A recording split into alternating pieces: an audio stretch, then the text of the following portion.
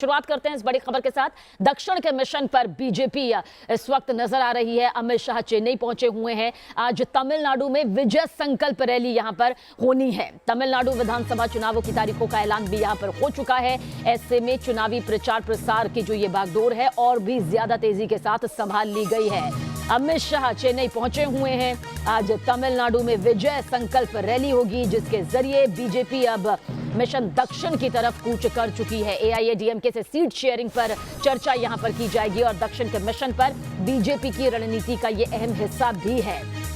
जहां डीएमके सत्ता में वापसी के लिए बेचैन है, तो वहीं पर कहा जा सकता है कि बीजेपी अब मिशन दक्षिण के जरिए साधने की कोशिश करेंगे। जनता को पुडुचेरी में जनसभा को संबोधित करते नजर आएंगे। एआईएडीएमके के साथ सीट शेयरिंग को लेकर चर्चा यहां पर होगी। कोशिश यही होगी बीजेपी की कि एक अच्छी खासी सीटों के साथ में तमिलनाडु की जनता के बीच इस बार के चुनाव में बीजेपी उतरे। और पुडुचेरी में अमित शाह की जनसभा की तैयारियां हो चुकी हैं। आज जनसभा को संबोधित करते हुए पीएम मोदी जहां पर एक तरफ दूसरी तरफ कूच किए हुए हैं, तो वहीं पर अमित शाह चेन्नई पहुंचे हुए हैं।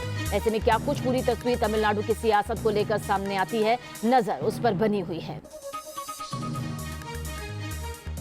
और 5 राज्यों में चुनाव के ऐलान के बाद बीजेपी पूरब और दक्षिण के मिशन पर लगातार जोर शोर से जुट गई है। दक्षिण में तमिलनाडु, केरल और पुडुचेरी में चुनाव होने वाले हैं। ऐसे में अमित शाह 2 दिन के दक्षिण दौरे पर हैं। शाह चेन्नई पहुंच चुके हैं और आज बीजेपी की विजय संकल्प रैली है।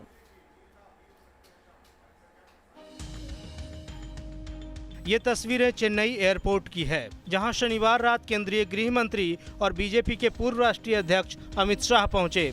कार्यकर्ताओं की भारी भीड़ के बीच शाह कभी विक्ट्री साइन दिखाते तो कभी हाथ हिलाकर कार्यकर्ताओं का अभिवादन करते।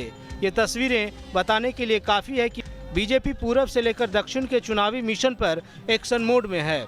दक्षिण में कमल खिलाने की जुगत में लगी पार्टी एड़ी चोटी का जोर लगा रही है, तो इस बड़े मिशन को अमली जामा पहनाने की कोशिश में केंद्रीय गृह मंत्री अमित शाह तमिलनाडु पहुंच चुके हैं।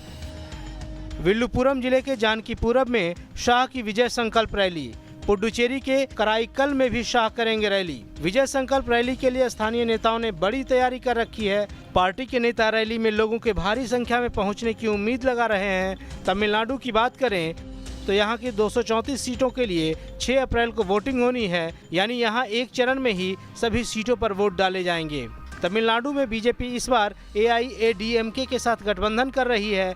अमित शाह आज एआईएडीएमके के शीर्ष नेतृत्व के साथ बड़ी बैठक करने जा रहे हैं। सीट शेयरिंग को लेकर ये मीटिंग होने वाली है। सीट बंटवारे पर आज फाइनल मुहर लग सकती है। तमिलनाडु में डीएमके और एआईएडीएमके गठबंधनों के बीच मुकाबला होता रहा है, या यूं कहें कि दोनों पार्टियों के बीच सत्ता परिवर्तन होता आया है।